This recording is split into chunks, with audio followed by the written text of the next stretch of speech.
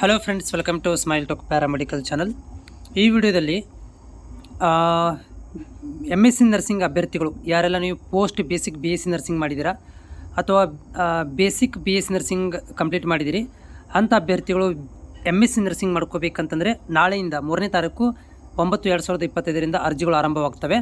ಆದರೆ ಈ ವರ್ಷ ಸ್ವಲ್ಪ ಏನಂದರೆ ಯೂನಿಕಾಗಿ ಮಾಡಿದ್ದಾರೆ. ಡಿಜಿ ಲಾಕರ್ ಮುಖಾಂತರ ನಿಮಗೆ ಏನಂದರೆ ಸೋರ್ಸನ್ನು ಏನಂದರೆ ಅಪ್ಲಿಕೇಶನ್ ಅರ್ಜಿಗಳನ್ನು ಕರೀಲಾಗ್ತಾ ಇದೆ.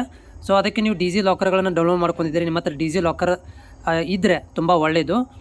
ಅದನ್ನೇ ಇಲ್ಲಿ ಕಂಟಿನ್ಯೂ ಮಾಡಬೇಕಾಗುತ್ತೆ. ಅದರ ಬಗ್ಗೆ ನಾನು ಸಪ್ರೇಟ್ ಒಂದು ಮಾಹಿತಿ ಕೊಡ್ತೀನಿ. ಈ ವಿಡಿಯೋದಲ್ಲಿ ನಾನು ಏನಂತಂದರೆ ಈ MSc ನರ್ಸಿಂಗ್ ಮಾಡಬೇಕಂತಂದರೆ ಕೊನೆ ದಿನಾಂಕ ಯಾವಾಗ, ಆಮೇಲೆ ಅದಕ್ಕೆ ಫೀಸ್ ಎಷ್ಟು ಬೇಕಾಗುತ್ತೆ, ಅರ್ಜಿ ಹಾಕಲಿಕ್ಕೆ ಫೀಸ್ ಎಷ್ಟು ಅನ್ನೋದ್ರ ಬಗ್ಗೆ ಮಾಹಿತಿ ಕೊಡ್ತೀನಿ. ಮತ್ತು ಯಾವೆಲ್ಲ ಕೋರ್ಸ್ಗಳನ್ನು ಮಾಡ್ಬೋದು ನೀವು MSc ನರ್ಸಿಂಗ್ ಒಳಗಡೆ ಅನ್ನೋದ್ರ ಬಗ್ಗೆ ಕೂಡ ಮಾಹಿತಿ ಕೊಡ್ತೀನಿ. ಅಭ್ಯರ್ಥಿಗಳು ಚಾನಲ್ಗೆ ಹೊಸಬರಾಗಿದ್ದರೆ ಚಾನಲ್ ಸಬ್ಸ್ಕ್ರೈಬ್ ಮಾಡ್ಕೊಳ್ರಿ. ಮತ್ತು ನಿಮ್ಮಲ್ಲಿ ಏನಾದರೂ ಡೌಟ್ ಇದ್ದರೆ ಕಾಮೆಂಟ್ಸ್ ಮುಖಾಂತರ ತಿಳಿಸಿ. ಸೊ ನಾನು ಇವಾಗ ಏನು ಮಾಡ್ತೀನಿ ಅಂದರೆ MSc ನರ್ಸಿಂಗ್ದು ಮಾಹಿತಿ ಪುಸ್ತಕಕ್ಕೆ ಹೋಗ್ತೀನಿ. ಸೊ ಇದು ಮಾಹಿತಿ ಪುಸ್ತಕ. ಸೊ ಇಲ್ಲಿ ಸಂಪೂರ್ಣವಾದಂಥ ಮಾಹಿತಿಗಳನ್ನು ಕೊಡಲಾಗಿದೆ. ನೀವು ಕೂಡ ಓದ್ಕೋಬೇಕಾಗುತ್ತೆ ಅಪ್ಲಿಕೇಶನ್ಗಳನ್ನು ಯಾವ ರೀತಿ ಬಿಡ್ತಾರೆ ಅಂತೇಳಿ. ಸೊ ಇಲ್ಲಿ ನೋಡ್ತಾ ಇದ್ದೀರಿ, ಅಪ್ಲಿಕೇಶನ್ ಬಿಡಲಿಕ್ಕೆ 3ನೇ ತಾರೀಕಿಂದ ನಾಳೆಯಿಂದ ಸ್ಟಾರ್ಟ್ ಆಗುತ್ತೆ. 14ನೇ ತಾರೀಕಿಗೆ ಕ್ಲೋಸ್ ಆಗುತ್ತೆ. ಅಪ್ಲಿಕೇಶನ್ ದಿನಾಂಕಗಳು ಕ್ಲೋಸ್ ಆಗ್ತವೆ MSc ನರ್ಸಿಂಗ್ ಅಪ್ಲಿಕೇಶನ್ ಹಾಕಲಿಕ್ಕೆ. ಆಮೇಲೆ ಇಲ್ಲಿ ನಾನು ಸ್ವಲ್ಪ ಸ್ಕ್ರಾಲ್ ಮಾಡ್ತಾ ಹೋಗ್ತೀನಿ. ಇಂಪಾರ್ಟೆಂಟ್ ಡೇಟ್ಸ್ಗಳು ತುಂಬ ಇಂಪಾರ್ಟೆಂಟ್. ಇಲ್ಲಿ ನೋಡಿ, ಇಲ್ಲಿ ನೋಡ್ತಾ ಇದ್ದೀರಿ ಇಂಪಾರ್ಟೆಂಟ್ ಡೇಟ್ಗಳನ್ನು. ಒಂದು ಏನಂದರೆ ನೋಟಿಫಿಕೇಷನ್ ಈಗಾಗಲೇ ಕೊಟ್ಟಿದ್ದಾರೆ 1ನೇ ತಾರೀಕಿಗೆ. 3ನೇ ತಾರೀಕಿಗೆ ನಿಮ್ಗೆ ಏನಾಗ್ತಂದರೆ ಇಲ್ಲಿ ಮಾಹಿತಿ ಬುಕ್ಲೆಟ್ಗಳನ್ನಾಗಿರ್ಬೋದು, ಅದಕ್ಕೆ ಸಂಬಂಧಪಟ್ಟಂಥ ಅಪ್ಲಿಕೇಶನ್ಗಳನ್ನು ರಿಲೀಸ್ ಮಾಡ್ತಾರೆ. ಸೊ ಅಪ್ಲಿಕೇಶನ್ಸ್ ಕ್ಲೋಸ್ 3ನೇ ತಾರೀಕಿಂದ 14ನೇ ತಾರೀಕು ತನಕ ಅಪ್ಲಿಕೇಶನ್ ಇರುತ್ತೆ. ಆಮೇಲೆ ನಿಮಗೆ ಎಕ್ಸಾಮ್ ಹಾಲ್ ಟಿಕೆಟ್ ಇಶ್ಯೂ ಮಾಡಲಿಕ್ಕೆ ಅವ್ರು ಏನು ಮಾಡ್ತಾರೆ, ಮುಂದಿನ ದಿನಗಳಲ್ಲಿ ನಿಮಗೆ ಮಾಹಿತಿಯನ್ನು ಕೊಡ್ತಾರೆ ಅಂತ ಹೇಳಿದ್ದಾರೆ. ಡೇಟ್ಗಳನ್ನು ಕೊಟ್ಟಿಲ್ಲ. ಓಕೆ, ವೆಬ್ಸೈಟ್ ನೋಡ್ತಾ ಇರಬೇಕು ಅಂತ ಹೇಳಿದ್ದಾರೆ. ಸೊ ಇಲ್ಲಿ MSc ನರ್ಸಿಂಗ್ ದಿನಾಂಕಗಳಿಗೆ ಅಂದರೆ MSc ನರ್ಸಿಂಗ್ ಮಾಡಬೇಕಂತಂದರೆ ನೀವು ಎಲಿಜಿಬಿಲಿಟಿ ಏನೆಲ್ಲ ಇರುತ್ತೆ ಅಂದರೆ ನಿನ್ನೆ ಕೂಡ ಹೇಳಿದೆ ನಾನು. ಎಲಿಜಿಬಿಲಿಟಿ ಏನಿರುತ್ತೆ ಅಂದರೆ ಪೋಸ್ಟ್ ಬೇಸಿಕ್ BSc ನರ್ಸಿಂಗ್ ಆಗಿರಬೇಕು ಅಥವಾ BSc ನರ್ಸಿಂಗ್ ಬೇಸಿಕ್ ಆಗಿರಬೇಕು. ಅಂಥವ್ರುಗಳು 55% OBC ಅವರಿಗೆ ಮತ್ತು ಜನರಲ್ದವ್ರಿಗೆ, ಆಮೇಲೆ 50% SC/ST ದವರು ಇಲ್ಲಿ ಎಲಿಜಿಬಿಲಿಟಿಯನ್ನು ಪಡ್ಕೊತಾರೆ. ಆಮೇಲೆ ನಾರ್ಮಲ್ ಡಿಗ್ರಿ ಆದವರು ಅಂದರೆ ನಾರ್ಮಲ್ BSc ನರ್ಸಿಂಗ್ ಆದವರು 1 ವರ್ಷ ಎಕ್ಸ್ಪೀರಿಯನ್ಸನ್ನು ಹೊಂದಿರಬೇಕಾಗುತ್ತೆ. ಪೋಸ್ಟ್ ಬೇಸಿಕ್ BSc ನರ್ಸಿಂಗ್ದವ್ರಿಗೆ ಯಾವುದೇ ಥರಂಥ ಅಪ್ಲಿಕೇಶನ್ ಏನಂದರೆ ಇಲ್ಲಿ ಎಕ್ಸ್ಪೀರಿಯನ್ಸ್ ಅವಶ್ಯಕತೆ ಇರೋದಿಲ್ಲ.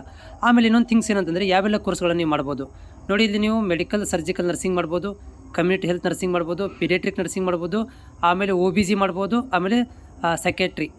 ಈ ಒಂದು ಕೋರ್ಸ್ಗಳನ್ನು ನೀವು ಇಲ್ಲಿ ಈ ಒಂದು ಅಪ್ಲಿಕೇಶನ್ದಲ್ಲಿ ಇಷ್ಟು ಕೋರ್ಸ್ ಯಾವುದಾದ್ರು ಒಂದು ಕೋರ್ಸನ್ನು ನೀವು ಚಾಯ್ಸ್ ಮಾಡ್ಕೋಬೋದು ಒಂದು ಅಪ್ಲಿಕೇಶನ್ ಒಳಗಡೆ.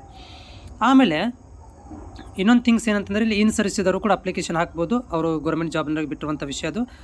ನೆಕ್ಸ್ಟ್ ನಾನು ಅಲ್ಲಿ ಹೋಗ್ತೀನಿ. ಇಂಪಾರ್ಟೆಂಟ್ ಥಿಂಗ್ಸ್ ಏನಂತಂದರೆ ನೀವು ಆನ್ಲೈನ್ ಮುಖಾಂತರನೇ ಅಪ್ಲಿಕೇಶನ್ ಸಲ್ಲಿಸಬೇಕಾಗುತ್ತೆ. ಈ ವರ್ಷ ಏನಪ್ಪ ಅಂದರೆ ಡಿಜಿ ಲಾಕರನ್ನು ಒಂದು ಮಾಡಿದ್ದಾರೆ. ಮತ್ತು ನೀವು ಇಲ್ಲಿ ಅಪ್ಲೋಡ್ ಮಾಡಬೇಕಾಗಿರೋದು ನಿಮ್ಮ ಒಂದು ಫೋಟೋ ಮತ್ತು ಸಿಗ್ನೇಚರ್ ಮಾತ್ರ ಅಪ್ಲೋಡ್ ಮಾಡಬೇಕು. ರಿಮೈನಿಂಗ್ ಎಲ್ಲ ಡಿಜಿ ಲಾಕರ್ ಮುಖಾಂತರ ತೊಗೊಂಡ್ಬಿಡುತ್ತೆ.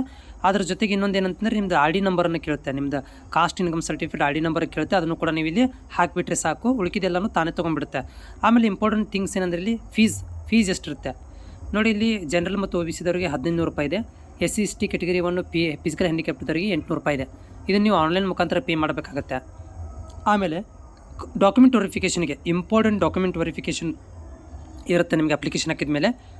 ಏನಂತಂದರೆ ಇಲ್ಲಿ SSLC ಮಾರ್ಕ್ಸ್ ಕಾರ್ಡ್ ರೆಡಿ ಮಾಡ್ಕೋಬೇಕು ನೀವು, ಡೇಟ್ ಆಫ್ ಬರ್ತ್ ಸರ್ಟಿಫಿಕೇಟ್, ಆಮೇಲೆ ಅದನ್ನು ಕೂಡ ರೆಡಿ ಮಾಡ್ಕೋಬೇಕಾಗುತ್ತೆ. ಅಂದರೆ 10th ಮಾರ್ಕ್ಸ್ ಕಾರ್ಡ್ ನಡೀತದೆ, ತೊಂದರೆ ಇಲ್ಲ. ಆಮೇಲೆ ಏನಂದರೆ BSc ನರ್ಸಿಂಗದ್ದು ಎಲ್ಲ ಆಲ್ ದ ಒರಿಜಿನಲ್ ಡಾಕ್ಯುಮೆಂಟ್ ಬೇಕು. ಡಿಗ್ರಿ ಸರ್ಟಿಫಿಕೇಟ್ ಬೇಕಾಗುತ್ತೆ ಕಂಪ್ಲೀಟ್ ಆಗಿರುವಂಥದ್ದು. ಆಮೇಲೆ attempt certificate issued by the principal council college. ಇಲ್ಲೊಂದು ಏನೋ ಅಟೆಂಪ್ಟ್ ಸರ್ಟಿಫಿಕೇಟ್ ಬೇಕಂತ ಹೇಳ್ತಾ ಇದ್ದಾರೆ, ಬಟ್ ಅಷ್ಟೊಂದು ಯೂಸ್ ಆಗೋದಿಲ್ಲ. ಇದು ಮೇ ಬಿ ಯಾರಿಗೆ ಅಂತಂದರೆ ಇನ್ ಸರ್ವಿಸ್ದವರಿಗೆ ಮೇ ಬಿ ಯೂಸ್ ಆಗ್ಬೋದು. ಆಮೇಲೆ ಏನಪ್ಪ ಅಂತಂದರೆ ನೀವೇನಾದರೂ ಕಂಪಲ್ಸರಿ ರೋಟರಿ ಇಂಟರ್ನ್ಶಿಪ್ ಏನಾದರೂ ಮಾಡಿದರೆ ಓಕೆ, ಅಥವಾ ನೀವು ಎಕ್ಸ್ಪೀರಿಯನ್ಸ್ ಸರ್ಟಿಫಿಕೇಟ್ ಅದನ್ನು ಕೂಡ ಇಶ್ಯೂ ಮಾಡ್ಕೋಬೇಕಾಗತ್ತೆ. ಆಮೇಲೆ ರಿಜಿಸ್ಟ್ರೇಷನ್ ವೆರಿ ಇಂಪಾರ್ಟೆಂಟ್, ರಿಜಿಸ್ಟ್ರೇಷನ್ ಕೂಡ ಬೇಕಾಗುತ್ತೆ. ಆಮೇಲೆ ಪ್ರೊಫೆಷನಲ್ ಎಕ್ಸ್ಪೀರಿಯನ್ಸ್ ಸರ್ಟಿಫಿಕೇಟ್ ಕೂಡ ಬೇಕಾಗುತ್ತೆ. ಡೊಮೆನ್ಷಿಯಲ್ ಸರ್ಟಿಫಿಕೇಟ್ ತಹಸೀಲ್ದಾರ್ ಆಫೀಸಿಂದ 1 to 10 ತನಕ ಸ್ಟಡಿ ಸರ್ಟಿಫಿಕೇಟ್ ಇದ್ದರೆ ಸಾಕು. ಇಲ್ಲಿ ಸ್ಟಡಿ ಸರ್ಟಿಫಿಕೇಟ್ ಕೇಳಿದ್ದಾರೆ, 1 to 10 ತನಕ ಸ್ಟಡಿ ಸರ್ಟಿಫಿಕೇಟ್ ರೆಡಿ ಮಾಡಿಕೊಡ್ರಿ. ಅದೆಲ್ಲಪ್ಪ ಅಂತಂದರೆ ಡೊಮೆನ್ಷಿಯಲ್ ಸರ್ಟಿಫಿಕೇಟ್ ತಹಸೀಲ್ದಾರ್ ಆಫೀಸಿಂದ ತೊಗೋಬೇಕಾಗುತ್ತೆ. ಆಮೇಲೆ ವ್ಯಾಲಿಡ್ ಇನ್ಕಮ್ ಸರ್ಟಿಫಿಕೇಟ್ ಬೇಕು. 370J ಇದ್ದರೆ ಅದು ಕೂಡ ರೆಡಿ ಮಾಡ್ಕೊಳ್ರಿ. SC/ST ಸರ್ಟಿಫಿಕೇಟ್ ಕೂಡ ನಿಮ್ಮಲ್ಲಿ ಇದ್ದೇ ಇರ್ತವೆ. ಹೈದರಾಬಾದ್ ಕರ್ನಾಟಕ ಕೂಡ ರೆಡಿ ಮಾಡ್ಕೊಳ್ರಿ. ಆಮೇಲೆ ಫಿಸಿಕಲ್ ಹ್ಯಾಂಡಿಕ್ಯಾಪ್ಟ್ ಇದ್ದರೂ ಕೂಡ ಅದು ಸರ್ಟಿಫಿಕೇಟ್ ಇಲ್ಲಿ ಮೇನ್ ಬೇಕಾಗುತ್ತೆ.